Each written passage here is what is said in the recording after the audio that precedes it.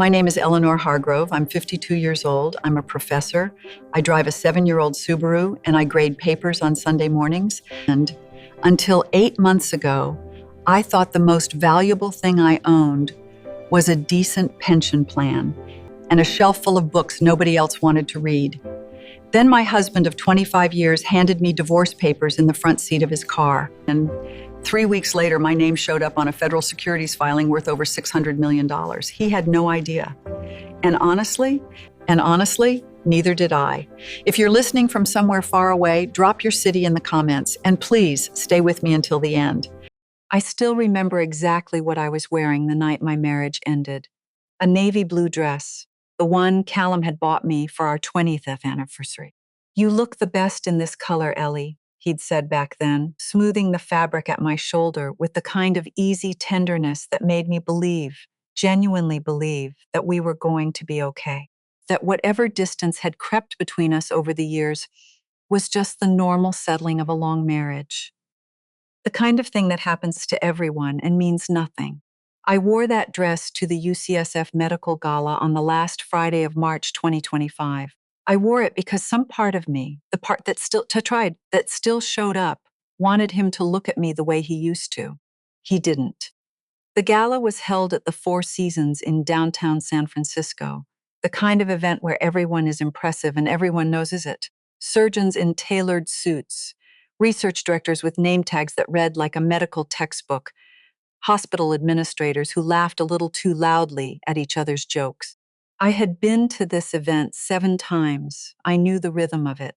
The cocktail hour small talk, the dinner where Callum would be pulled into conversations I wasn't part of, the awards ceremony where I'd sit straight-backed and smile at the right moments. I was good at the right moments. I'd had a lot of practice. Dr. Callum Whitfield, 55 years old, one of the most respected cardiothoracic surgeons on the West Coast, had a stillness about him that people mistook for wisdom. In the operating room, I'm told, he was extraordinary, calm under pressure, decisive, the kind of person whose hands never shook.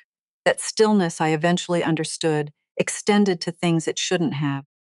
They called his name for the award just after 9 o'clock, Surgeon of the Year, for the second time. The room applauded with the genuine enthusiasm of people who meant it. I applauded too, watching him walk to the podium in that unhurried way of his, adjusting the microphone like a man who had given 100 speeches and found them all mildly beneath him. He thanked the selection committee. He thanked his colleagues. He thanked his research team. Pausing slightly, I noticed, on the word team, and he thanked his patients, calling it the privilege of a lifetime. He did not thank me. The year before, he had called me the most patient woman I've ever known. It had gotten a warm laugh from the crowd. I had smiled and felt, I'm embarrassed to admit this now, genuinely proud. This year, nothing. I told myself it meant nothing. People forget things. He was nervous, distracted, tired from a double surgery earlier that week. I had a whole list of reasonable explanations assembled before he'd even stepped off the stage. That's what you do after 25 years.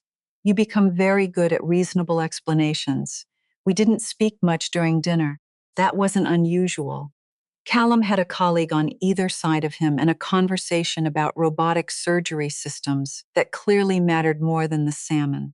I talked to the woman on my left, a cardiologist named Patricia who had recently adopted a greyhound and had a lot of feelings about it. I liked Patricia. I held on to her greyhound story like a lifeboat through the second half of the evening. On the drive home, Callum was quiet.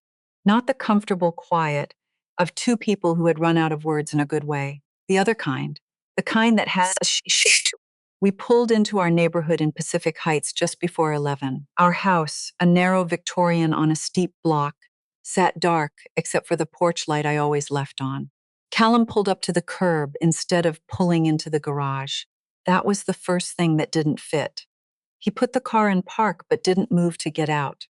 The engine ran on. I had my hand on the door handle. Ellie. His voice was different. Not cold, not angry, calibrated. The voice he used to deliver difficult news. I had heard it exactly once before. When he told me my mother's test results were not what we'd hoped for, I let go of the door handle. I need to say something, he said, and I need you to let me finish before you respond. The street was empty. 2 blocks over, a dog was barking at nothing. Okay, I said, I want a divorce. The dog kept barking. My own heartbeat felt oddly loud. I'm sorry, I said, because my brain had not processed the sentence. What? I want to end the marriage. Same tone. Like he was repeating a diagnosis. I've thought about this for a long time, Ellie. This isn't something I decided overnight. I turned to look at him, his profile in the dark.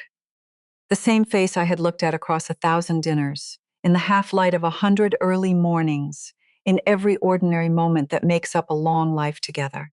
Is there someone else? I heard myself ask. He didn't answer immediately. That half-second pause, I will never forget it. It was the most honest thing he said all evening. Her name is Jade, he said. She's someone I work with. A research fellow in my department. How old is she? A pause, 26. 26, I was 52. I had shoes older than the gap between us. She's closer in age to a student of mine than to me, I said quietly. Ellie, how long? He exhaled. About a year, 12 months. Last Thanksgiving when we hosted his sister's family, and I made that complicated pie that took 3 hours. Last Christmas when we drove to Carmel and walked on the beach, and he held my hand and I genuinely thought, this is still good, we're still good. Our anniversary trip to Napa in January, where he'd been quiet, had been grateful for the wine and the view, and told myself quiet was fine. Quiet was just what long marriages looked like. A whole year. He had been living a completely different life inside the same house, and I had been making reasonable explanations for all of it. I see, I said. My voice sounded like it belonged to someone else, calm, measured, like I was commenting on a student's paper. Callum reached into the back seat and brought out a slim leather portfolio, set it on the console between us. My attorney prepared these. I wanted you to have them tonight so you'd have time to. You already have an attorney. Yes.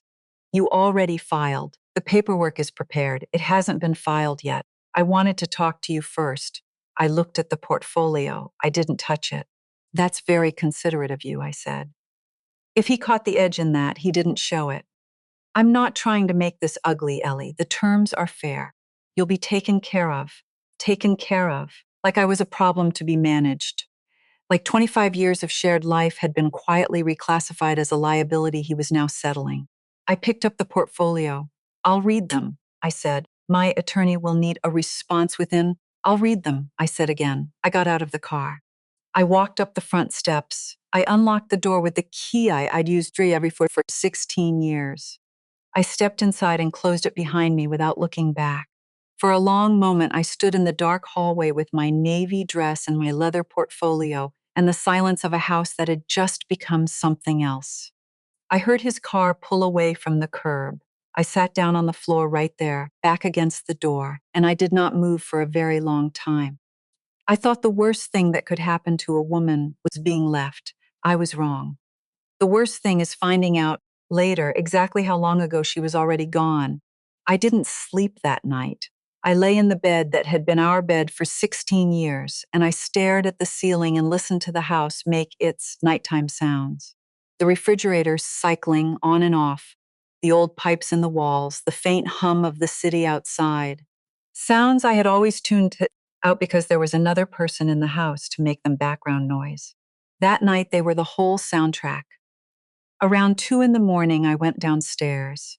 I didn't turn on the overhead lights, just the small lamp on the side table in the living room, the one we'd bought at a flea market in Sonoma on our 3rd anniversary, and that Callum had complained about for 22 years, because the shade was slightly crooked. I had never straightened it. I kind of loved the crooked shade. I sat on the couch in the amber half-light, and I looked at the room. 25 years of a life, arranged on shelves and walls and surfaces. His medical texts lined up precisely. Callum had a thing about alphabetical order that I had always teased him about. My own books shoved in wherever they fit, horizontal stacks on top of vertical rows, post-it notes sticking out at odd angles. His framed photographs from conferences and award ceremonies. My collection of small things that had caught my eye over the years. A piece of sea glass in a bowl, a postcard from a student who'd gone to study in Florence, a tiny watercolor of the Golden Gate that a colleague had painted and given me for my 50th birthday. Two people's lives coexisting in the same square footage for so long that I had stopped seeing either one clearly. I sat there until the lamp made my eyes tired. Then I went back to bed and lay in the dark until my alarm went off at 6:30. I called in sick to the university for the first time in 11 years. My department coordinator, Greg, sounded so genuinely alarmed that I almost laughed. Dr. Hargrove, do you need anything? Your Thursday seminar. I'll be back Thursday, I told him. I just need today. I needed more than today. But today was what I asked for. I showered, made coffee, sat at the kitchen table with the leather portfolio in front of me and opened it. The settlement papers were thorough. I'll give Callum that. He had always been methodical, in medicine and finances, in the way he organized his closet. Everything had a system, a logic, a reason. Watching him plan anything was like watching someone build something carefully from the ground up.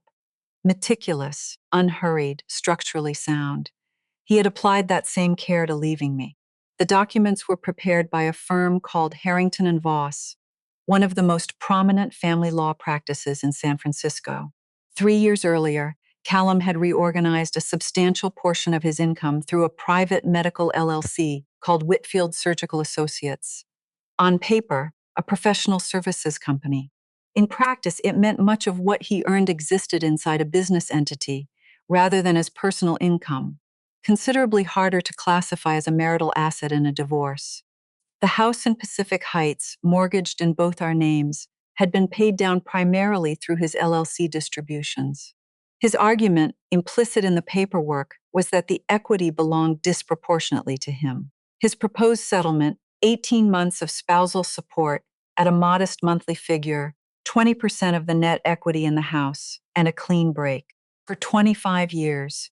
For every dinner party where I smiled at his colleagues and asked thoughtful questions about their lives and made sure the conversation never stalled. For every early morning when he left at 5 for a surgery, and I lay awake another hour because the bed felt wrong without him in it. 20% of the house equity in 18 months. I closed the folder. I put both hands flat on the table. He thinks I have nothing, I thought. He has calculated that I have nothing. And the infuriating part, the part I had to sit with in that quiet kitchen, was that he wasn't entirely wrong. I was a tenured professor with a solid salary and a pension that would eventually be adequate. I had no significant savings of my own. For 25 years, our finances had been intertwined the way long marriages do, and Callum had always managed the larger picture. I had never questioned it. Why would I? He was the one with the financial instincts. I trusted him. He thinks I have nothing. I thought briefly about my father, Franklin Hargrove, dead 20 years now, a quiet man who had worked in technology and left me a modest trust that deposited a small amount into my account every month, enough to notice, not enough to matter. The kind of inheritance that said I thought of you without saying I made sure you'd be okay. I wondered what he would have said if he could see me sitting at this table. I finished my cold coffee and went to take a shower. Miriam Okafor arrived at 11:15 with a container of homemade jollof rice, a bottle of Côtes du Rhône, and the expression of a woman who had already decided she was staying for a while. Miriam had been my best friend for 19 years. We had met at a faculty mixer. She was covering a story about research funding cuts at the university for the Chronicle. I was standing alone near the cheese table trying to look like I preferred it that way. And within 20 minutes, we had established that we both thought the event was terrible. The wine was worse. And faculty mixers into general form of institutionalized misery. We had been close ever since. She was a financial journalist now, senior correspondent for a business publication, with the kind of mind that processed information quickly and filed it away precisely and retrieved it at inconvenient moments when you would have preferred not to know things. You look terrible, she said, stepping inside without being fully invited. Good morning to you too. Did you sleep? Some. Ellie, sums. I slept some. I stepped back to let her in. You didn't have to come. Girl, stop. She was already heading toward the kitchen. Where are your bowls? We ate at the kitchen table. Miriam had the social grace to not ask the hard questions until I'd eaten half the bowl, which I appreciated more than I could say. There's something about being handed food by someone who loves you when you haven't been taking care of yourself. It bypasses all your defenses in a way that's almost unfair. Okay, she said when she judged I'd had enough. Tell me. I told her everything: the gala, the car, the portfolio, the LLC, the proposed settlement. I talked for 20 minutes without stopping, and Miriam listened the way she always listened, without interrupting, her face doing the quiet work of absorbing and sorting. When I finished, she was quiet for a moment. He lawyered up before he told you, she said. Yes, Harrington and Voss. You know them? I've written about cases they handled. They're not cheap and they're not nice. She picked up her wine glass. He planned this for a while, Ellie. You don't restructure your income through an LLC on a whim. That takes months. I know. How are you doing? Like, actually, I thought about it honestly. I feel like someone rearranged all the furniture in a room I've lived in for 25 years, and now I keep walking into things in the dark. Everything is exactly where it always was and also completely wrong. She nodded slowly. That's a pretty good description of betrayal. Is it betrayal if you should have seen it coming? Oh, absolutely. Betrayal isn't about being blindsided. It's about someone you trusted doing something they knew would hurt you and doing it anyway. She said it simply, like she was stating a fact. The planning makes it worse, not better. He didn't lose his head over some girl. He built a whole exit strategy. We sat with that for a minute. Do you want to know about her? Miriam said. Jade, you already looked her up, didn't you? She had the decency to look slightly apologetic. I'm a journalist, Ellie. It's a reflex. Tell me. I think I had been braced for something that would confirm every insecurity I'd kept quiet over the years. Younger, obviously, more glamorous. The kind of woman who made a 52-year-old professor feel like a category error. Jade Sorensen was 26, completing her PhD in cardiac research at UCSF. She ran an Instagram account called @JadeenMedicine with hundreds of thousands of followers. Not a lifestyle influencer, not fashion or travel, but a science communicator. Short videos explaining complex cardiac procedures in plain language. Smart content, the kind of thing that made cardiology feel interesting to people who had never thought about it. She's actually good at it, Miriam said, with the reluctant fairness of someone who would rather not admit it. Like, genuinely. Great, I said flatly. I'm just saying, she's not some dummy he picked up at a bar. She's accomplished, which makes it more complicated, not less. I understood what she meant. A young woman chasing a surgeon's status was one kind of story. A young scientist who was brilliant and working directly under his mentorship was another.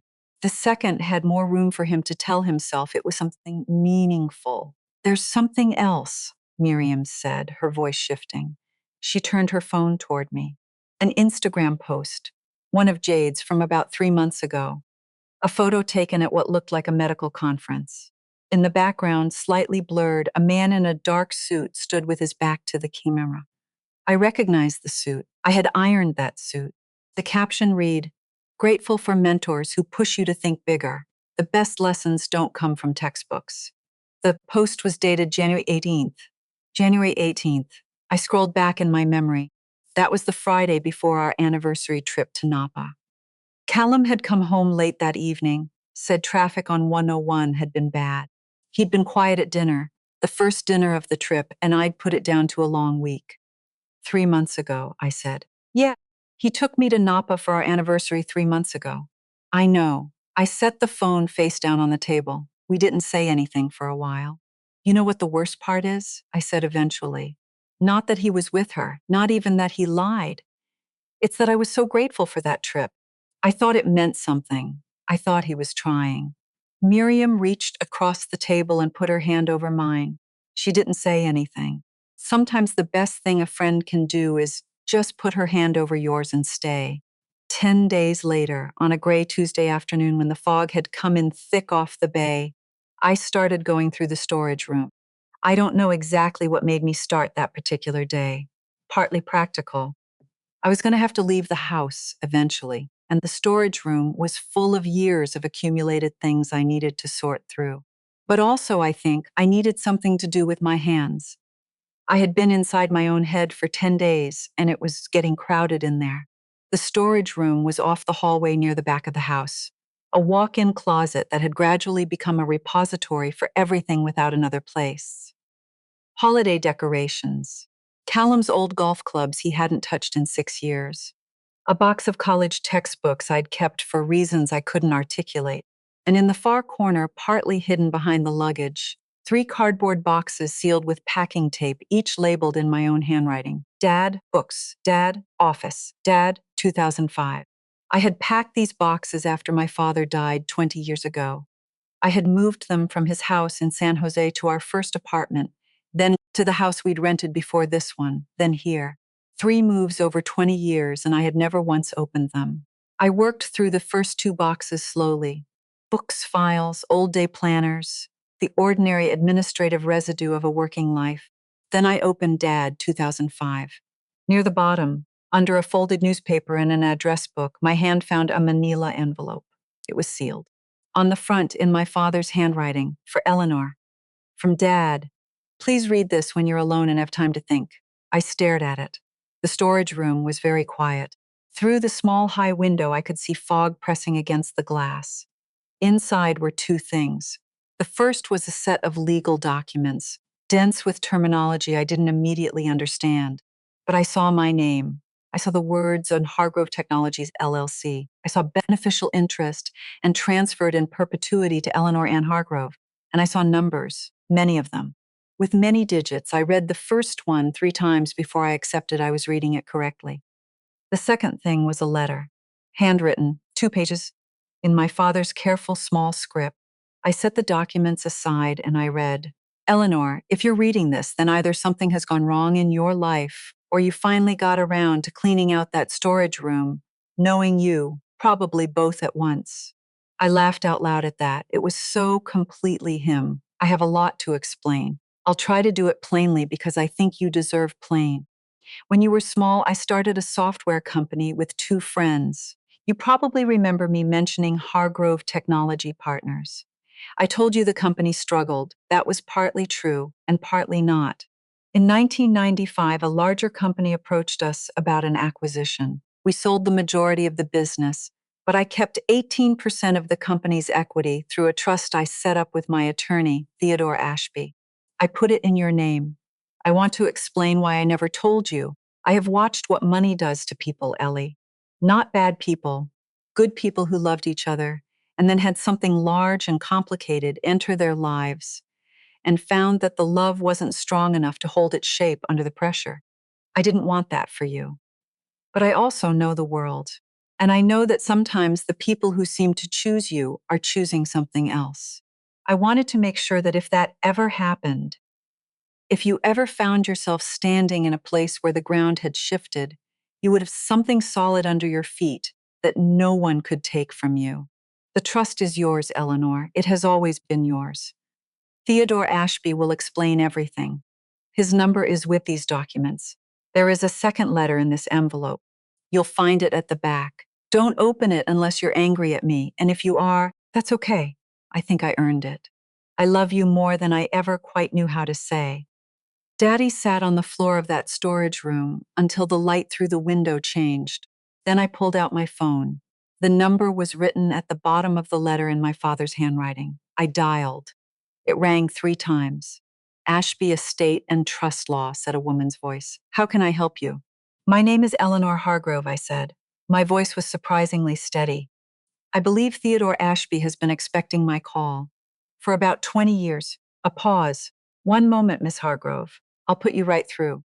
I had spent 20 years believing my father left me a modest cushion and a box of books I never opened. I was about to find out the box had been holding everything. I met Theodore Ashby the following morning. I had barely slept, not from grief this time, but from something I hadn't felt in months. Curiosity. A restless, urgent need to understand what I was holding. His office was not what I expected. I think some part of me had imagined something proportional to the numbers in those documents. Marble floors, aggressive quiet, the architectural equivalent of money clearing its throat.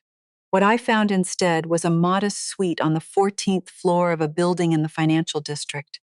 Clean, professional, completely unpretentious. The receptionist offered me coffee with the manner of someone who actually meant it. Theodore Ashby himself was 68 years old, silver-haired, with the careful, unhurried manner of a man who had learned long ago that rushing things was how you missed them. He stood when I came in, shook my hand firmly, and gestured to the chair across from his desk. "Miss Hargrove," he said, "I'm very glad you called." "You've been waiting a while," I said. "I have." He said it without reproach. "I tried to reach you twice. Once in 2008, once in 2019. The 2008 letter, I remembered it now, vaguely. An envelope from a law firm that I'd assumed was routine estate administration, something already resolved. I had been in the middle of a particularly grueling semester, and it had gotten shuffled into a pile and lost. The 2019 call, October, I thought, deep in revisions for my third book, 3 weeks from deadline. A call from an unknown number during a working afternoon had not made the cut. 20 years of a different life lost to a busy semester and a book deadline.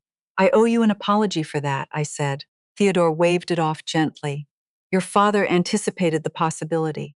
He left instructions for exactly this circumstance." A small smile. He was a very thorough man. He really was. My father, Franklin Hargrove, had founded Hargrove Technology Partners in San Jose in 1987, a small enterprise software company with 8 employees. I had vague childhood memories of hearing the name, something my father mentioned occasionally at dinner without much detail. "Your father told you the company struggled," Theodore said. "He did. I assumed it had more or less failed. That's what he told most people." He removed a document from the folder, a purchase agreement dated 1995.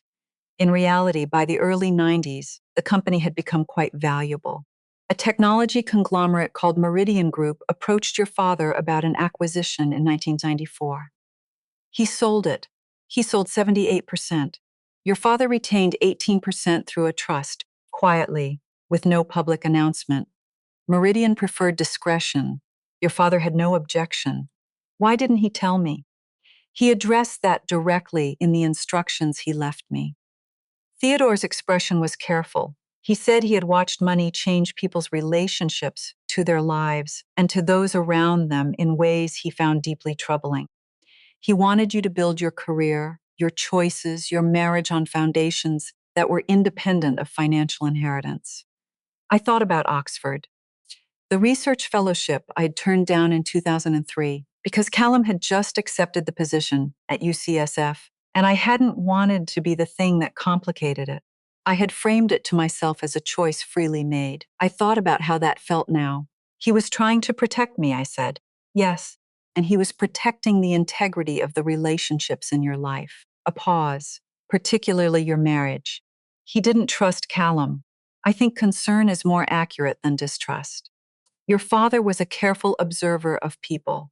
He had concerns, but he also believed in letting people demonstrate who they were over time, rather than making premature judgments. I looked down at the 1995 acquisition agreement. My father's signature at the bottom, the same deliberate handwriting from birthday cards, and the letter I'd found in the storage room. "What happened to the 18%?" I asked. Theodore placed another document on the desk. Meridian Group was itself acquired in 2003 by a larger technology holding company called Vantage Pacific. Hargrove Technology Partners was reorganized and rebranded, but your father's 18% equity stake transferred with each acquisition, proportionally adjusted. It has remained intact and has appreciated significantly over 30 years.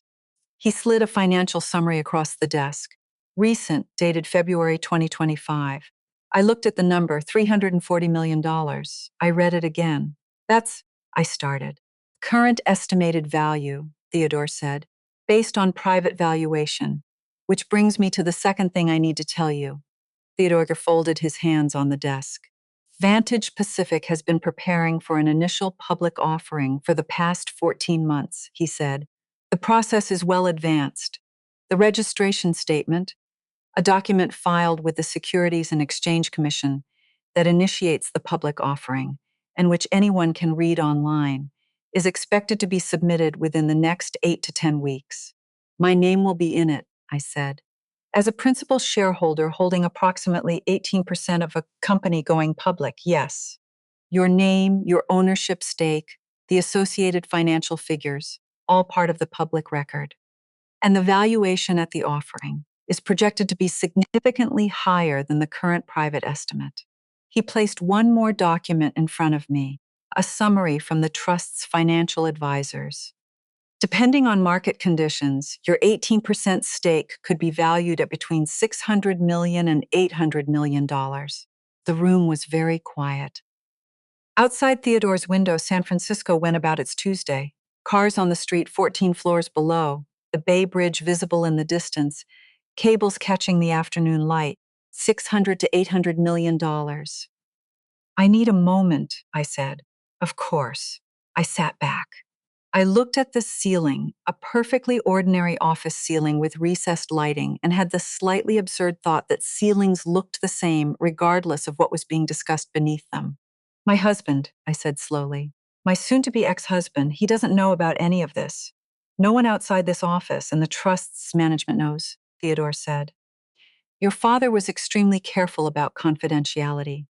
But when the filing becomes public, anyone with internet access will be able to see your name and your stake. Theodore nodded. Yes, I thought about Callum, about the leather portfolio on my kitchen table, about 18 months of spousal support and 20% of the house equity, and my attorney will need your response within 2 weeks. He filed for divorce before this became public, I said. Yes. If he had waited, the picture would have looked very different. Theodore paused carefully. Though I want to be clear, the trust was established before your marriage. Under California law, property acquired before marriage is considered separate property. Doctor. Whitfield would not have had a legal claim to the trust assets regardless of when the divorce occurred. So even if he'd known, he could not have claimed the trust directly. A measured pause. However, knowledge of your financial position might have influenced his approach to the settlement negotiations considerably. You mean he might not have lowballed me quite so aggressively? That would be my assessment, yes. I almost laughed, not because it was funny, but because of the shape of the irony. Callum had spent months building an exit strategy around his assessment of my financial helplessness. He had been meticulous, strategic, careful. He had done everything right by his own logic. And the one thing he hadn't accounted for was a cardboard box in a storage room I'd been avoiding for 20 years. There's someone else I'd like you to meet, Theodore said. He made a call, and 10 minutes later, a man arrived from an office 2 floors up in the same building. Daniel Price was 51 direct, with the slightly weathered look of someone who had spent more time in meetings than he'd planned when he was young. He had been managing Hargrove Technology Partners' interests within Vanch Pacific for 15 years, appointed by Theodore as the trust's operating representative after Franklin died. He shook my hand and sat down and looked at me with an expression that was hard to read, part professional assessment, part something more personal. Your father talked about you, he said, quite a bit toward the end. What did he say? He said you were the most genuinely curious person he'd ever known, that you could find something worth paying attention to in almost anything. A pause. He said he hoped the money wouldn't change that. I looked down at my hands. I'm going to need some time to process all of this. That's completely reasonable. The filing will happen in roughly 8 to 10 weeks. That's the next significant event. Until then, nothing changes. What happens after the offering? What does owning 18% of a public company actually mean for my daily life? Daniel leaned forward slightly. It means you'll have a seat on the board if you want it. It means you'll have resources to direct toward things you care about, if and when you choose. It also means a certain amount of public attention you may not be fully prepared for. Because of the divorce, I said. He didn't sugarcoat it. A woman who inherits a significant stake in a company going public, whose divorce becomes final shortly before that happens. Yes, that's a story that will interest people. I thought about Miriam. She was going to have a lot of thoughts about this. Can I ask you something? I said to Theodore, of course. Did my father really think this would happen? That my marriage would end? Theodore was quiet for a moment. I think your father was a man who hoped for the best and prepared for every other possibility. He reached into the folder and removed a smaller envelope, cream-colored, sealed, with my name on the front in my father's handwriting. Below my name, for Ellie, only if she's angry at me. I stared at it. He left 2 letters, Theodore said, the one you found in the box and this one. He asked me to give you this one in person. I took the envelope. He knew I'd be angry. He said, and I'm quoting him, Ellie will understand the why eventually, but first she'll be furious, and she'll have every right to be. A gentle smile. He knew you well. I turned the envelope over in my hands. I'm not ready to open this one yet. It'll keep, Theodore said. It's kept this long. I drove home from Theodore's office in the kind of daze that isn't exactly shock, more like the feeling of walking out of a very long film and finding that the world outside continued to exist, completely indifferent to what you'd just experienced. The city looked exactly the same, the late afternoon light on the bay, people walking dogs, carrying groceries, waiting for buses, the ordinary business of lives that had no idea what had just been handed to a 52-year-old art history professor in a building on California Street. I parked in the faculty lot at the university and sat in my car for a while, looking at the building where I'd spent 20 years doing work I genuinely loved. I thought about my father sitting in a lawyer's office in 1999, the year before our wedding, carefully constructing a financial structure around a daughter whose marriage he was already uncertain about, trying to protect something he couldn't name directly. I thought about Oxford. Callum and I had been married 3 years when I was offered the visiting fellowship at the Ruskin School. We had sat at the kitchen table of our small apartment in the Mission District for 2 evenings and talked it through. Callum had been careful not to say directly that he needed me to stay. He was too smart for that. Instead, he had talked about logistics, the timing, the distance, the difficulty of starting a new position while your partner was on another continent, the strain on a young marriage. He hadn't said, don't go. He'd just laid out all the reasons why going would be complicated, and I had decided not to go. Sitting in my faculty parking lot 22 years later, I thought about the woman who had made that choice. 30 years old, 3 years married, already in the habit of reading Callum's discomfort as information about what she should do, and I felt something for her that was close to grief. She had been so careful not to want too much. My phone buzzed. Miriam, you okay? Haven't heard from you today, I typed back. I'm okay. I have a lot to tell you. Can you come over tonight? Her response was immediate. Already on my way. Should I bring wine or something stronger? Both, I sent back. That evening, after Miriam had listened to the entire story, with the focused attention of a woman professionally trained to absorb large amounts of information quickly, she was quiet for a long moment. Then she said, Girl, I know. No, Ellie. Girl, I know. $600 to $800 million. Approximately, depending on market conditions. Miriam picked up her wine glass and put it down again without drinking, which for Miriam was a significant indicator. And Callum has no idea. No one does. Not until the filing goes public. And when it does, I thought about the leather portfolio, the settlement terms, the way he had said you'll be taken care of like the matter was already settled. Then he'll find out the same way everyone else does, I said, by reading it. Miriam looked at me steadily. Then she picked up her wine glass. Your dad, she said, was a very smart man. He really was, I said. We sat in the kitchen of the house that was no longer mine, and outside the fog rolled in off the bay the way it always did, unhurried and inevitable, the way certain truths eventually find their way to the surface no matter how long you've managed to keep them under. My father's second letter sat in my bag, still sealed. I wasn't ready yet, but I was getting there. He had built something extraordinary and put it in my name and waited 20 years for me to find it. What I didn't know yet was how much finding it was going to cost the man who thought he'd already calculated everything. The 8 weeks between my meeting with Theodore and the filing of the S1 were the strangest of my life. On the surface, nothing dramatic happened. I went back to work. I taught my Tuesday and Thursday seminars, 20th century American art, a subject I had spent 20 years learning to love and had somehow managed to love more each year rather than less. I held office hours.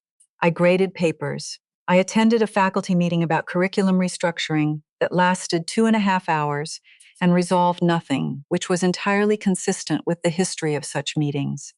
I did all the ordinary things, and underneath them, like a current running below still water, was the knowledge of what was coming.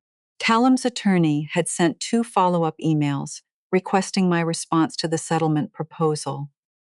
I had forwarded both to a family law attorney named Sandra Reeves, whom Miriam had recommended with the particular endorsement she reserved for people she considered genuinely excellent. She's the kind of lawyer who makes the other side nervous just by showing up. Sandra reviewed Callum's proposed terms and confirmed what I already suspected. Even without your inheritance situation, she told me in our first meeting, the proposed alimony is low for a 25 marriage in California, and his characterization of the house equity is legally contestable. He's betting you don't have the resources or the appetite to push back. He would have been right 3 months ago, I said. Sandra looked at me over her reading glasses. Well, he's not right now. We did not tip our hand. Sandra communicated professionally with Callum's attorneys, requesting extensions and additional documentation, standard procedural moves that signaled engagement without revealing strategy. Callum's team, apparently confident, complied without urgency. He had no idea. Meanwhile, I opened my father's second letter. Not immediately. I sat with it for almost 2 weeks. It lived in the top drawer of my desk, and occasionally I would open the drawer and look at it and close it again. I wasn't sure what I was waiting for. Some internal readiness, some sense that I had processed enough to have room for what was inside. I opened it on a Sunday morning in late April, sitting at the kitchen table with my coffee, the early fog still thick outside the windows. The letter was 1 page, his handwriting slightly less precise than the first. Written later, I thought, when his hands had started to show his age. Ellie, so you're angry. Good. You should be. Here's what I want to say about that. You're right that I should have told you, not about the money. I stand by that decision. But I should have told you that I saw you. I watched you make yourself smaller to fit inside that marriage, and I said nothing. And that was a failure of fatherhood that I'll carry. I told myself I was respecting your choices. The truth is I was afraid that if I said something, you'd hear it as an attack on Callum, and you'd defend him, and it would push you further away from me. I chose my relationship with you over your well-being, and I dressed it up as respect for your autonomy. That was wrong. I was a coward about it. I want you to know one other thing. The 18% was never just a gift. It was an apology, paid in advance, for all the times I saw you shrink and said nothing. You were never too much, Ellie. You were exactly enough. The people who made you feel otherwise were working with a deficit I couldn't fix for you. But I could make sure you had a floor to stand on. Stand on it. All my love. Daddy folded the letter and held it for a long time. Outside the kitchen window, the fog was thinning. The first suggestion of the bay visible through the gray, like a promise that the day intended to become itself eventually. I thought about the word coward, my father applying it to himself plainly, without hedging. The same man who had built a company from nothing, who had structured a 20-year protection for a daughter he worried about, calling himself a coward because he had stayed quiet when he should have spoken. The honesty of it undid me in a way the first letter hadn't. I sat at the kitchen table and I cried properly for the first time since the night Callum drove away from the curb. Not for my marriage, not for the 25 years, not even for Oxford, but for my father, who had been gone for 20 years and had still found a way to tell me the truth. I cried for a while, then I washed my face and made more coffee. Stand on it. Okay, Dad, okay. It was a Tuesday when the filing went public. I was in the middle of my 11 o'clock seminar. We were discussing Edward Hopper, specifically Nighthawks, and I was making a point about urban loneliness as a compositional choice, when my phone, face down on the lectern, began to vibrate. Once, twice, 3 times, then again. I ignored it. I kept talking about Hopper. I talked about the diner counter that extends beyond the frame, the way he uses architecture to create emotional distance. My students were engaged, the kind of alert quality that meant people were actually thinking. My phone vibrated 4 more times. I made it to the end of the lecture. We'll pick up Thursday with Rothko, I said, closing my notes. Think about the relationship between scale and emotional impact, specifically whether a painting can be too large for genuine intimacy. The room emptied. I picked up my phone, 14 missed calls, 11 text messages. Miriam had called 4 times. Her first text sent 40 minutes earlier, Ellie, the filing just went public. Call me right now. 3 minutes later, okay, I'm going to need you to call me like immediately, then, apparently sent while I was talking about Hopper. Bloomberg just picked it up. You're on the front page of the financial section. Front page Ellie pulled up the filing on my phone and navigated to the principal shareholders section. Eleanor Ann Hargrove, 18, 3% beneficial ownership through the Hargrove Family Trust. My name, on a public document, filed with the federal government, accessible to anyone with an internet connection. I sat down on the edge of the seminar table. My phone buzzed. The name on the screen was not Miriam, Callum Whitfield. I let it ring. I listened to my own breathing. I looked at the empty chairs where 22 students had been sitting 15 minutes ago, with no idea what their professor was standing at the edge of. The call went to voicemail. 30 seconds later, he called again. I picked up. Eleanor. His voice was different. I had heard Callum in many registers over 25 years, calm, focused, occasionally tender, more occasionally dismissive, but I had never heard him sound like this. The careful composure that was as natural to him as breathing, simply absent. Hello, Callum. I'm looking at a filing, Vantage Pacific. Yes, your name is on it. Yes, a pause. Eleanor, what is this? How long have you known? A few weeks. The silence had a texture to it. I could almost hear him processing. The same focused intelligence he brought to a complex surgical problem, now applied to the sudden collapse of his own assumptions. A few weeks, he repeated. I found documents in my father's papers. I met with his attorney. I've been trying to understand it all, and you didn't tell me. I let that sit for a moment. Callum, you handed me divorce papers in your car. You had already retained one of the most aggressive family law firms in San Francisco. You had spent a year restructuring your income to minimize what I could claim. A pause. At what point in that sequence was I supposed to bring this up? Nothing. You calculated everything, I said. You were very thorough. I just wasn't the variable you thought I was. This changes things. The composure was coming back now. The professional kind, the problem-solving voice. We need to talk about the settlement. My attorney will be in touch with your attorney. That's how this works. Eleanor, I have a class to prepare for, I said. I ended the call. I sat in the empty seminar room for a few minutes. Nighthawks was still on the screen, the diner, the figures inside it, the dark street pressing against the glass, all that light and all that distance. Then I called Miriam back. She picked up on the first ring. Are you okay? She said immediately. I'm okay. Financial Times picked it up too. Some of them have connected the divorce filing, Ellie. Your name is trending. I don't have a financial Twitter. You don't need one. Other people are doing it for you. A pause. What do you need right now? I need to teach my Thursday class and not think about any of this for 48 hours. That's not going to be possible.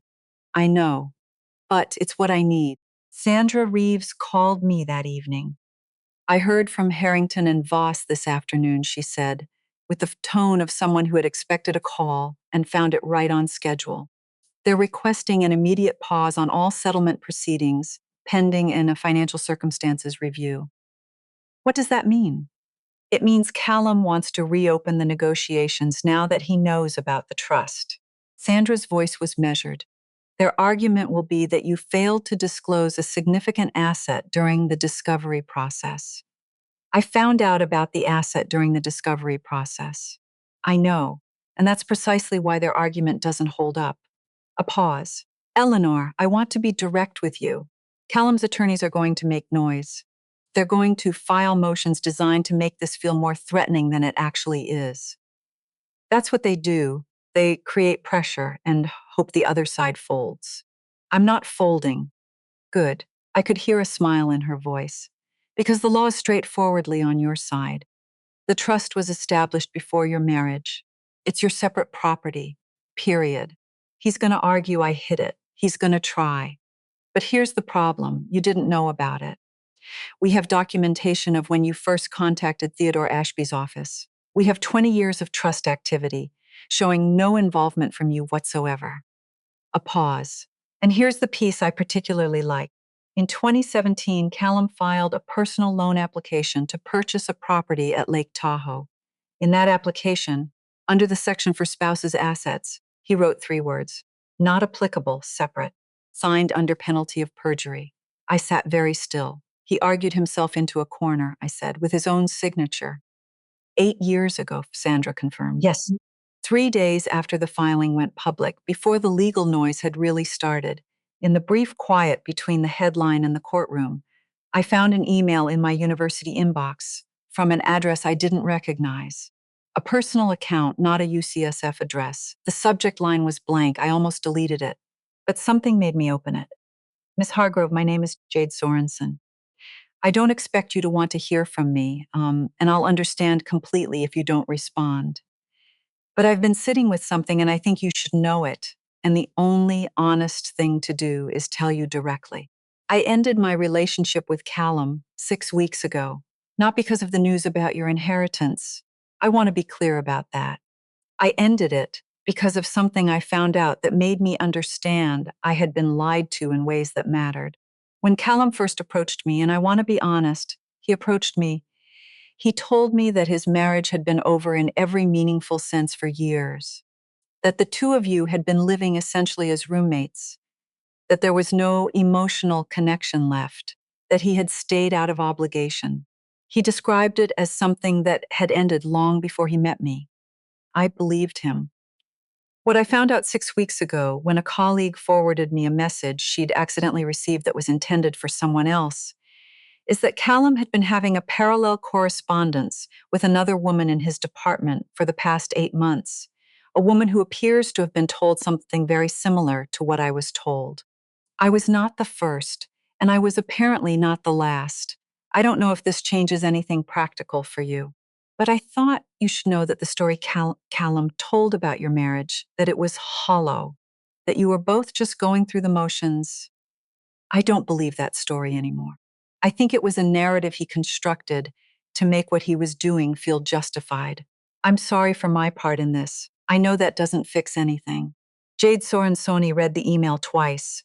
Then I got up and walked to the window of my office, looking out at the quad where students moved across the grass in the afternoon sun. Callum had been running parallel narratives, not just one, multiple. Each woman told a version of the same story.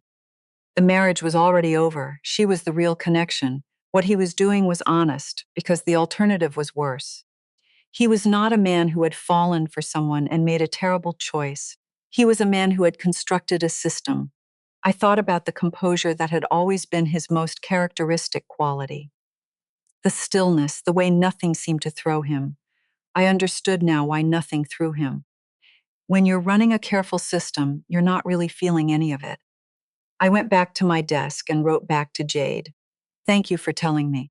I mean that genuinely. It took honesty to write that email, and I don't take it for granted. I don't blame you for what happened. You were lied to.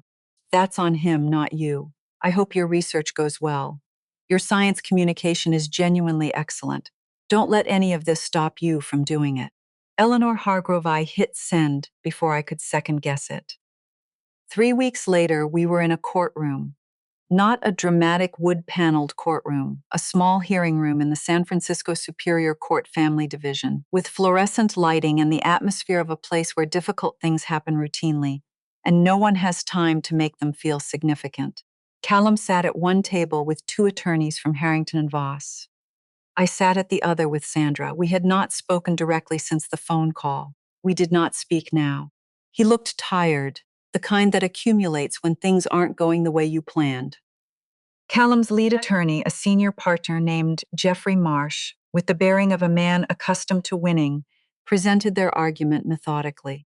25 years of marriage, a trust valued at over $600 million, a wife who was, he implied, either aware of the asset and concealed it, or negligently unaware of her own finances in ways that compromised the proceedings. It was well constructed. I sat through it and felt Sandra beside me, radiating the calm of a person who knows exactly what's coming. When it was Sandra's turn, she stood up and did three things. First, she entered into evidence the trust establishment documents dated June 1999, 13 months before the Whitfield-Hargrove marriage. Separate property under California law, no further argument required. Second, she entered the records from Theodore Ashby's office, documenting the two failed contact attempts in 2008 and 2019, consistent with a person who had no knowledge of the trust's significance. Third, and here was the document that had made me laugh out loud in Sandra's office the week before, with a laugh that was equal parts genuine amusement and exhausted disbelief. She entered Callum's personal loan application from 2017 for the Lake Tahoe property. Page 3, under spouse's assets. 3 words in his own handwriting, signed under penalty of perjury. Not applicable, separate, doctor. Whitfield's own sworn financial disclosure from 2017, Sandra said to the judge, with the quiet confidence of someone placing the last piece of a puzzle, reflects his own characterization of his wife's finances as entirely separate from his. He cannot now claim that those same separate finances should have been disclosed as joint marital assets. The room was quiet for a moment. The judge looked at the document, then at Callum's attorneys, then back at the document. Counsel, she said to Harrington and Voss, I'm going to need you to explain to me how your client's own sworn statement is not dispositive on this question. The explanation they offered was not, in anyone's assessment, particularly persuasive. The motion was denied. We walked out into a corridor that smelled of institutional coffee and old carpet. Sandra said quietly, That's done, in the tone of someone checking an item off a list. Callum stood 20 feet away with his attorneys, who were speaking to him in low, careful tones. His face was controlled, but his hands at his sides were not quite still. He looked up and saw me looking at him. Then he said something to his attorneys, walked over, and stopped a few feet away. That 2017 document, he said quietly. I didn't think about it. I know, I said. I was just filling out a loan application. I know, Callum, you were just telling the truth about how you saw our finances, and it turned out to be the truth that mattered. He looked at me for a moment. You're not enjoying this. No, I said, I'm really not. I thought that you would be. I don't want to win anything. I just want it to be over. Something shifted in his expression. Not quite regret, not yet, but the preliminary movement toward it. My attorneys are going to recommend I accept a revised settlement, he said. That would be sensible. Yeah. A pause, I know. He went back to his attorneys. I went with Sandra toward the elevator. That's the first time I've seen Harrington and Voss not have an answer for something, Sandra said when we were out of earshot. I'm going to remember this one. The elevator arrived. We stepped in. The doors closed. Outside, San Francisco was having one of its rare perfect days, the kind where the fog stays out past the gate and the city gets an unobstructed sky. Everything sharp and clear and blue. I stood in the elevator and thought about my father sitting in a lawyer's office in 1999, carefully signing documents, protecting something he couldn't say out loud. Stand on it. I was standing on it. The man who thought he had calculated everything had signed his own miscalculation into a federal document in 2017 and never thought about it again. My father, who had been gone for 20 years, had just walked into a courtroom and won a case. The divorce was finalized on a Wednesday morning in June, not the dramatic, cathartic moment you might imagine after everything that had preceded it. The hearing lasted 23 minutes. The judge reviewed the revised settlement agreement, negotiated in the 2 weeks following the failed motion, with Callum's attorneys considerably less aggressive than before, asked a small number of procedural questions, and signed the final dissolution order. 25 years of marriage concluded between 9:47 and 10:10 in the morning. I wore a gray blazer, the expression I had learned to maintain in faculty meetings, where something genuinely upsetting was being discussed and showing it would be counterproductive. Sandra sat beside me. Callum sat at the other table in a dark suit, his posture precisely what it always was, straight, contained, giving nothing away. Jeffrey Marsh sat beside him with the slightly diminished energy of someone working a case that had not gone according to plan. The revised settlement was substantially different from what Callum had originally proposed. Spousal support recalculated appropriately for the length and nature of the marriage. The house equity divided equitably. A clean separation of all other assets, clearly delineated. Nothing that touched the Hargrove Trust, that had never been legally on the table. And after the hearing, Jeffrey Marsh had apparently advised his client to stop attempting to make it so. Sandra had described the final terms as fair, which is all we were ever asking for. When the judge signed the order, I felt the sensation of something heavy being set down. Not joy, not triumph. Just the absence of a weight I had been carrying for months without fully registering how much it was costing me. We filed out into the corridor. Sandra shook my hand warmly. It's done. Go do something good today. Callum passed me without stopping. Then, a few steps past, he did stop, his back to me for a moment, a hesitation that was brief but deliberate. He turned around. I hope things go well for you, he said. His voice was even, the voice he used with people he respected but didn't know well, which I realized was probably the most honest register available to us now. Take care of yourself, Callum, I said. He nodded once and walked away. I watched him go, the familiar set of his shoulders, the unhurried walk, the way he moved through a space like someone who expected it to accommodate him. 25 years of watching that walk. I knew it as well as I knew my own handwriting. I didn't feel sad exactly. I felt the way you feel when a very long book ends. Not grief that it's over, but the strange dislocation of a story that was so much of your life suddenly having a last page. I took the elevator down to the lobby and stepped outside. The city was brilliant, one of those San Francisco days that arrives without warning and makes you understand why people stay. The sky, a particular shade of blue that seems almost too vivid to be real, the light on the bay turning the water to hammered metal. I stood on the courthouse steps for a moment and just breathed it. My phone buzzed. Miriam, well, I typed back, it's done. Her response came in 3 seconds. Meet me for lunch. I'm buying. Actually, you're buying. I'm buying anyway. I smiled and started walking. I want to be honest about what happened to Callum, because I think honesty requires not making it into something it wasn't. He was not destroyed. He did not lose everything in some tidy reversal that would have felt satisfying in a film, but would have been false in a life. What happened was more like this: the natural costs of being a certain kind of person in a world that eventually notices. The UCSF Academic Affairs Committee completed their review in July, 6 weeks after the divorce was finalized. The finding was what most people who understood the situation had expected: a violation of the university's policy prohibiting romantic relationships between faculty and graduate students under their direct supervision. The policy existed for good reasons that had nothing to do with the personalities of the specific people involved. The consequence: Callum was removed from his graduate research supervision responsibilities for 2 years. He retained his clinical position, his surgical privileges, his salary. He continued to operate, to do the work he was genuinely extraordinary at, the work that saved lives in ways that were real and not diminished by his personal failures. But in the academic community where much of his identity resided, his standing was quietly, permanently altered. People knew. In professional communities, people always know, even when nothing is said directly. The invitations to speak shifted. The committee appointments thinned. The warmth colleagues extend to someone whose reputation is intact was replaced by something more careful. He didn't talk about it. That was consistent with who he was. I heard about the committee finding through a mutual colleague who mentioned it with the uncomfortable casualness people use when they're not sure how much they should be telling you. I thanked him for letting me know and didn't ask any follow-up questions. What I felt was complicated. Not satisfaction, I want to be clear about that. What I felt was something closer to a quiet recognition.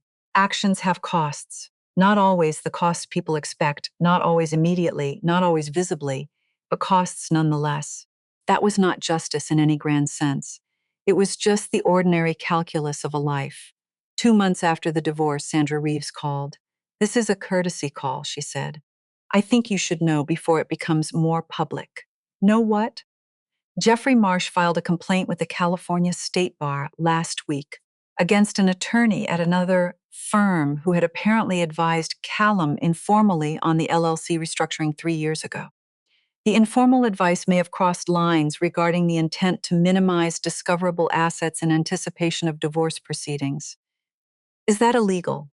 It's a bar ethics violation if proven. The complaint has been filed. A pause. I'm not telling you this as a victory. I'm telling you because Callum himself apparently provided the information that led to the complaint as part of an attempt to demonstrate good faith cooperation with the court.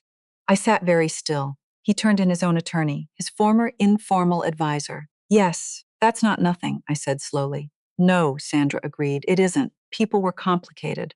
That was the thing about them. Even the ones who hurt you badly enough to leave a permanent mark, they were complicated. And occasionally they did something that didn't fit simple story. And you had to make room for that, even when it was inconvenient. I thanked Sandra and went to teach my 12 o'clock class. 6 weeks after I'd responded to Jade's first email, a second one arrived. Shorter this time. Miss Hargrove, thank you for writing back. I didn't expect that. I transferred to a program at Johns Hopkins in September. Fresh start, different coast, different focus. I'm working on something I'm genuinely excited about for the first time in a while. I also wanted to tell you I watched your talk at the Bay Area Arts Education Symposium last month. Someone posted it online.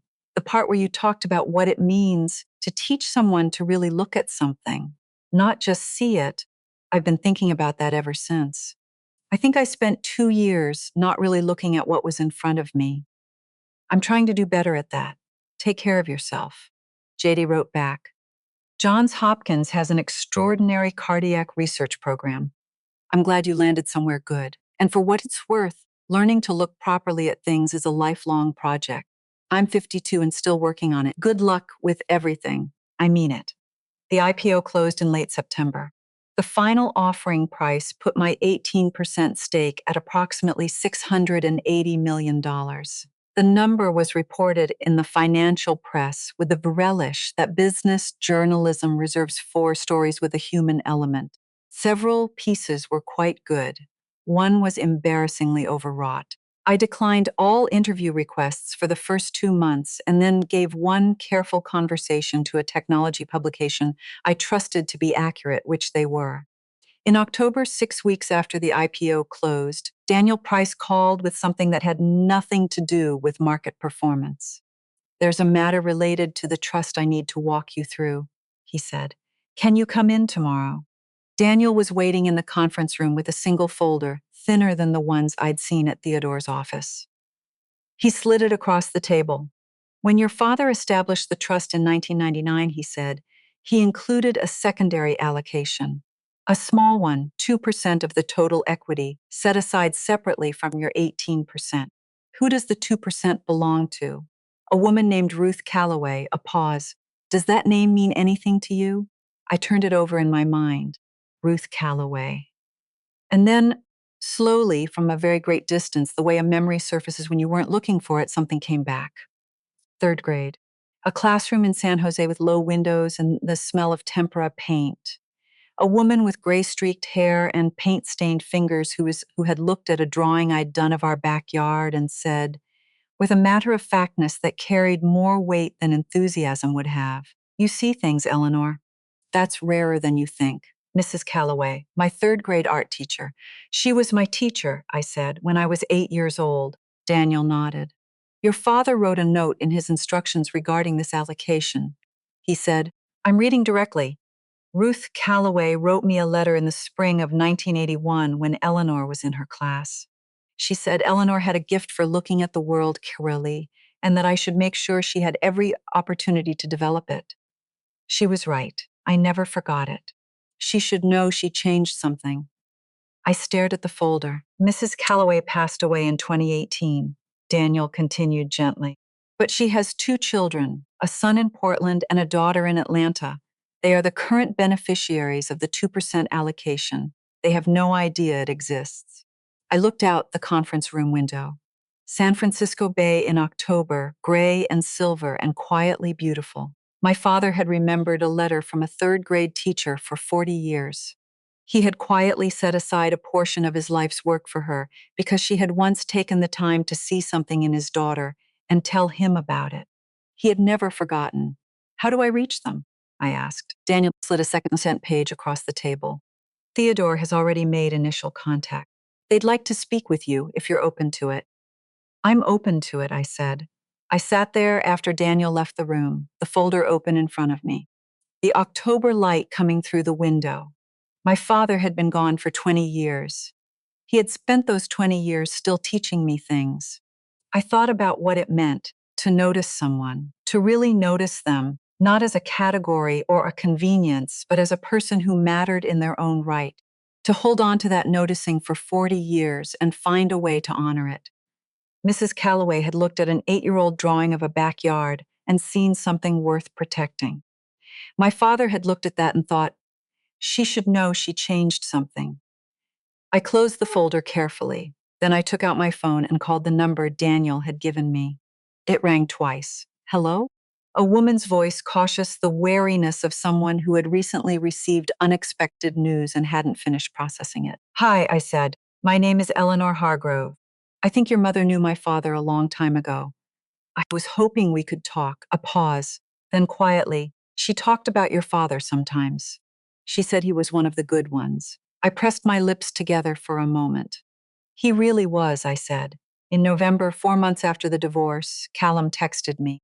Not a call, a text which felt right, less intrusive, an ask rather than a claim. I know this is out of nowhere. There's something I want to say to you that I haven't said properly yet. Not about the legal stuff. That's done. Just something I need to say. Would you be willing to meet for 20 minutes? You can say no. I thought about it for a day. Then I wrote back, Crissy Field, Saturday the 14th, 10 in the morning. Crissy Field in November was quiet and wide and cold in the honest way San Francisco mornings were cold. Not brutal, but real. The kind of cold that required a coat and gave you the sky in exchange. The bay stretched out to the left, the bridge massive and rust-red ahead, the city at our backs. Callum was there when I arrived. Hands in his coat pockets, looking out at the water, he turned when he heard my footsteps on the path. Thanks for coming, he said. You said 20 minutes, I said. I'm holding you to that. He almost smiled. Fair. We started walking, side by side, not quite together, the way people walk when they're talking about something that requires looking at the middle distance rather than each other. I've been in therapy, he said after a moment, since August. I hadn't expected that. How's that going? It's uncomfortable, a pause. Apparently, that means it's working. He was quiet for a few steps. I spent most of my life being very good at not feeling things while I was in the middle of them. Turns out that has a cost. I know, I said. I kept thinking about something you said after the hearing, that you didn't want to win anything. You just wanted it to be over. He walked a few more steps before continuing. I realized I didn't know how to think like that. Everything for me was about winning, the career, the cases, the everything, including our marriage toward the end. I had decided I deserved something better, and he stopped briefly. I never asked myself what I was actually losing. I listened to that. A dog ran past on the path, followed by a man in a bright yellow jacket who looked apologetically at us as he went. I should have fought for us, Callum said, years ago when things started going wrong. Instead, I withdrew, and I told myself it was inevitable, and eventually I made it inevitable. We both withdrew, I said, because it was true.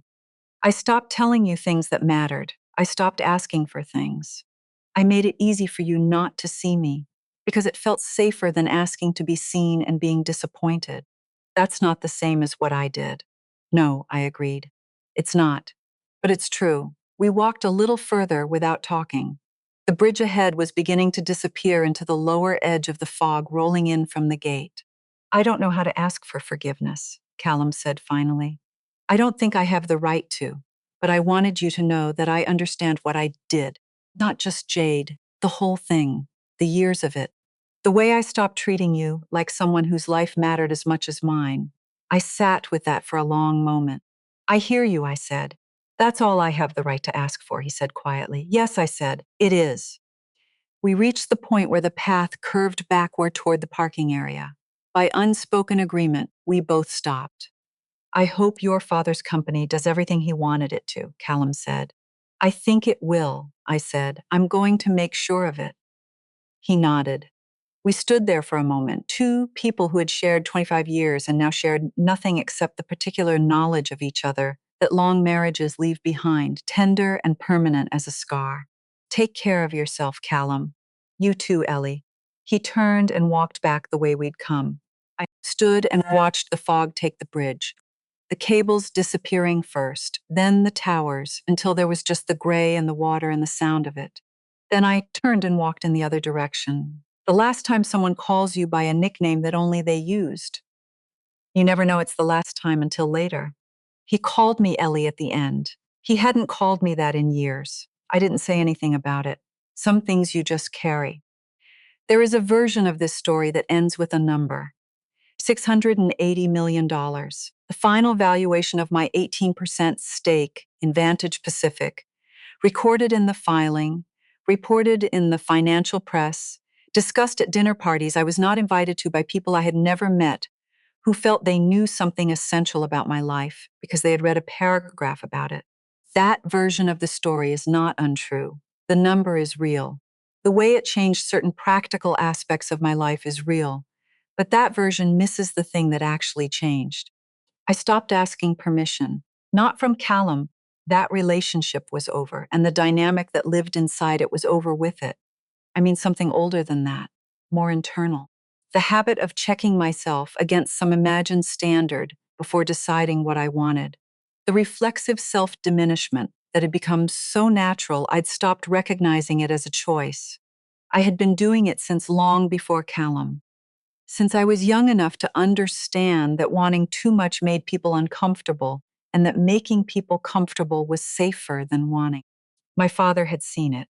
He had written, I watched you make yourself smaller in a letter he knew I might not read for 20 years, and he had been right. And the fact that he was right and I hadn't known it about myself until I was 52 years old, sitting on a storage room floor with a manila envelope in my hands, that was the thing that changed. The money gave me options, but the letter gave me permission. Those are not the same thing at all. The idea for the foundation came from the simplest possible place. I was sitting in a board meeting at Vantage Pacific in October, my third board meeting, still finding my footing, when someone mentioned the company's existing charitable giving program. Standard corporate philanthropy, solid, competent, unmemorable. I thought about Mrs. Calloway writing a letter to my father in 1981. I thought about the 8-year-old drawing of a backyard and the woman with paint-stained fingers who had looked at it and decided it was worth a letter. I thought about all the children who had teachers like that and fathers who never got the letter. After the meeting, I pulled Daniel aside. I want to set up a foundation, I said, independent of the company, using a portion of my personal stake income. I have some ideas about what it should do. Daniel looked at me with the expression I had come to recognize as his version of enthusiasm, measured and professional but genuine. Tell me. The Franklin Hargrove Scholarship Fund was incorporated in January, 6 months after the divorce, 4 months after the IPO. Its focus was specific. First-generation college students in California, with a particular emphasis on students pursuing degrees in arts, humanities, and education. The fields that got cut first when money was tight. The fields that produced the teachers who wrote letters. The first cohort of recipients was announced in March.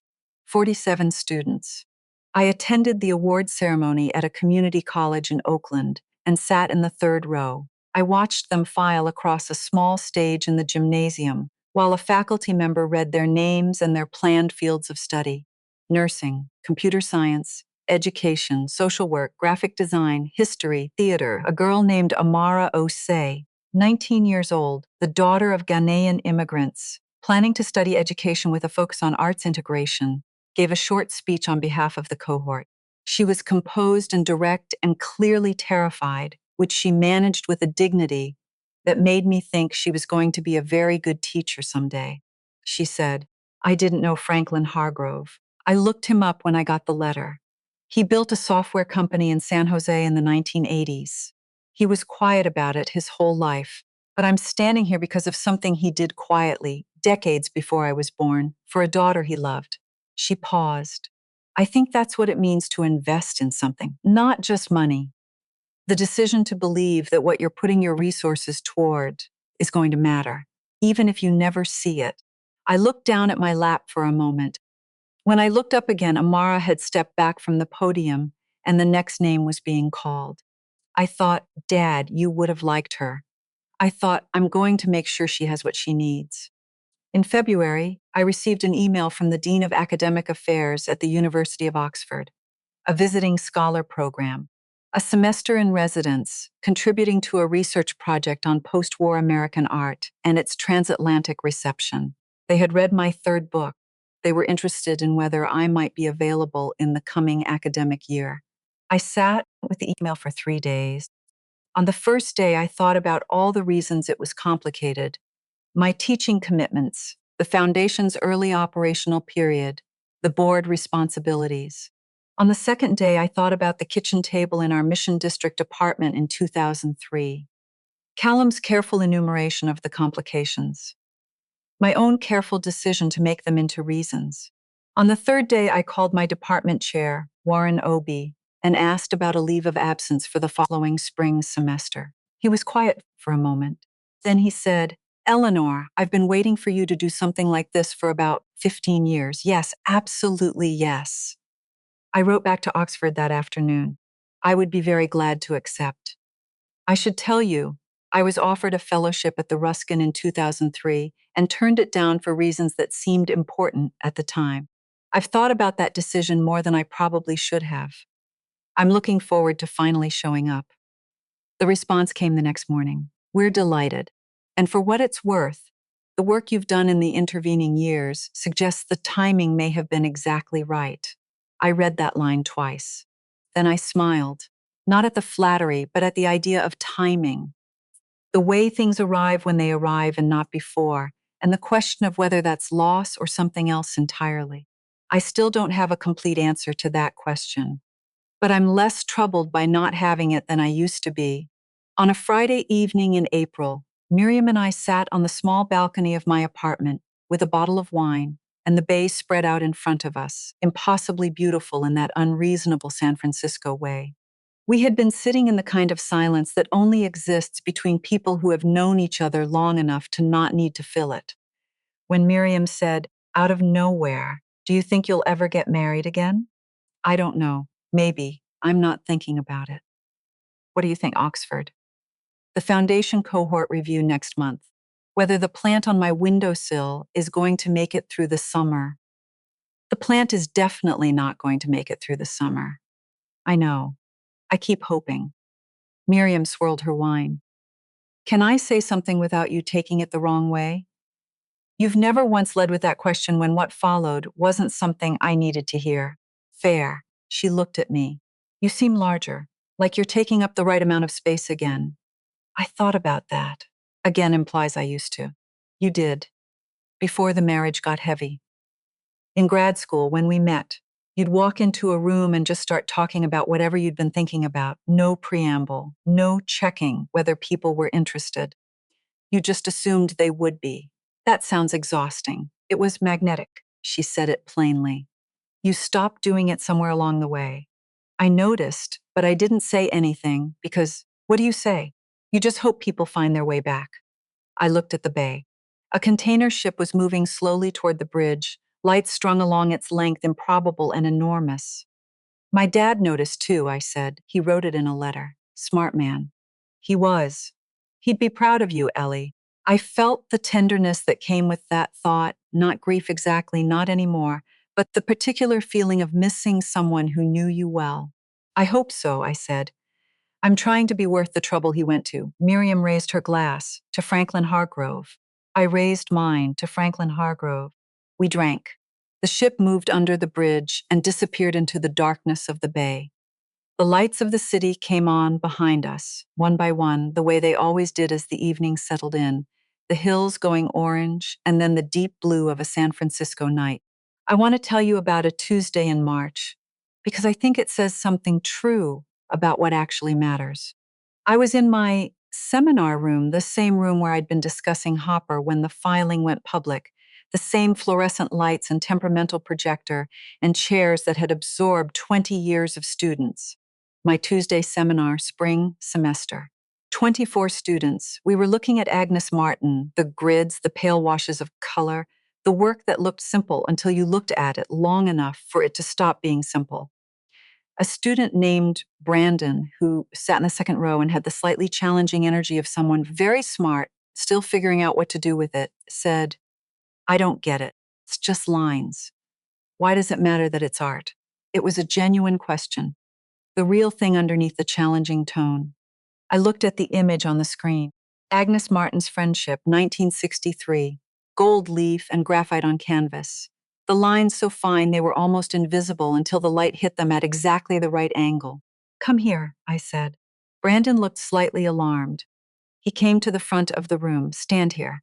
I positioned him about 4 feet from, what do you see? Lines. A grid, gold kind of. "Now step back, all the way to the back wall." He walked to the back of the room. 20 feet away, the individual lines dissolved into something that was less a grid and more an atmosphere, a quality of light, a feeling that was harder to name than lines. "Oh," Brandon said. "Most things that matter require you to find the right distance," I said. "Too close, and you see only the construction. Too far, and you miss the detail. The work is in finding where you can see both at once." The room was quiet.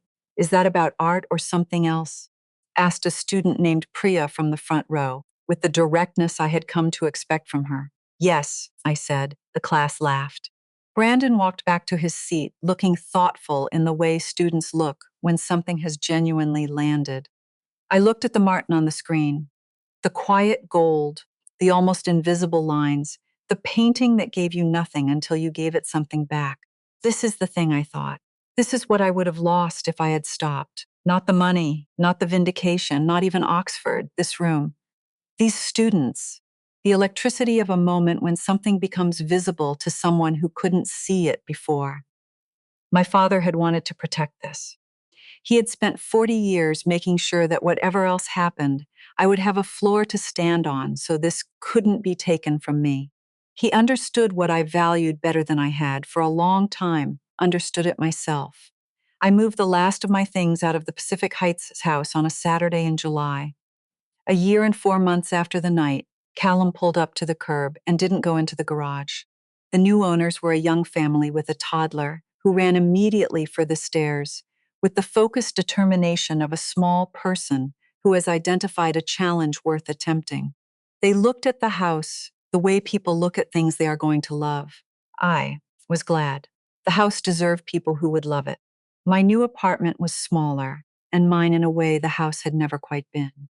I painted one wall in the living room a deep green, not a compromise color, not selected with someone else's taste in mind, just the color I wanted because I stood in the paint store, holding the sample card, and felt something uncomplicated and certain.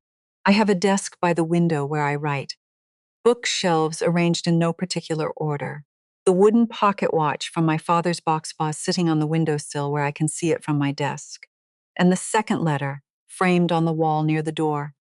The last two lines, "You were never too much, Ellie. You were exactly enough." I see it every time I leave in the morning.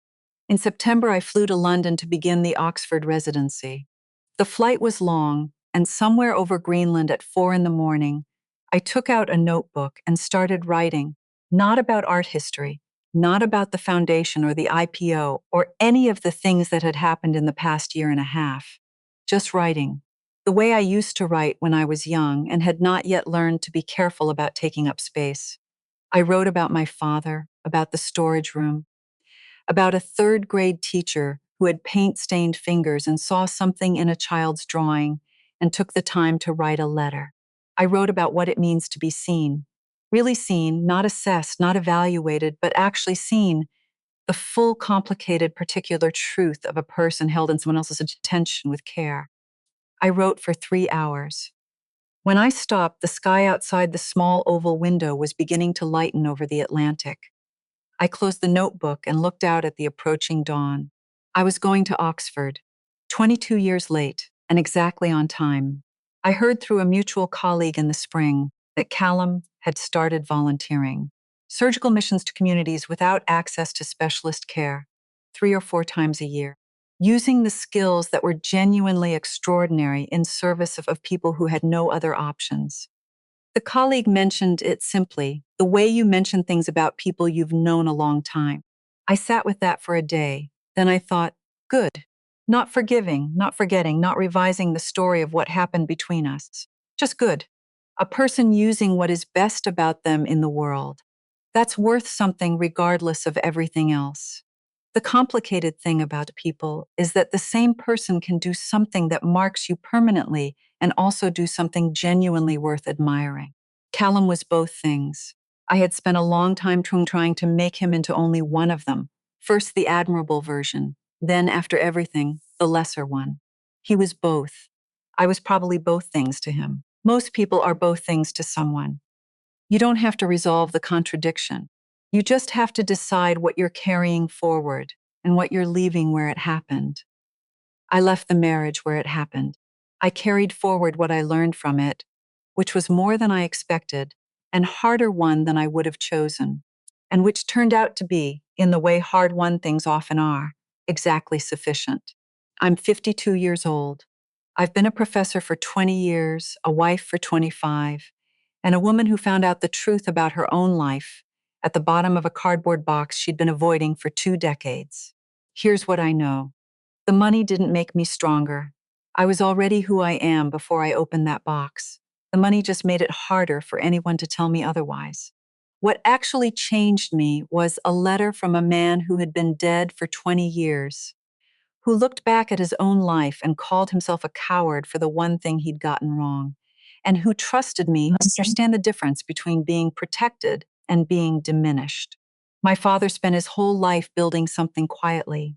No announcements, no headlines, just work and care and the long patience of someone who believed that the right things, done consistently, eventually matter.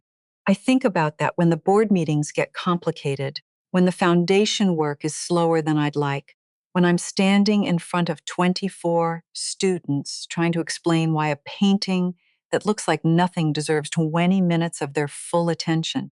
The right things, done consistently. If you're in the middle of something right now that feels like lost men, I want to tell you something my father understood that took me 52 years to learn. The floor was always there. You built it in small ways over years, in every choice you made to keep going and keep being honest and keep showing up even when it cost you something. It was always there. You just needed the right moment to find out it could hold your weight. If this story meant something to you, if something in it landed somewhere real, I'd love to know. Drop your city in the comments. Tell me what you're carrying. Tell me what you're putting down. I read every one,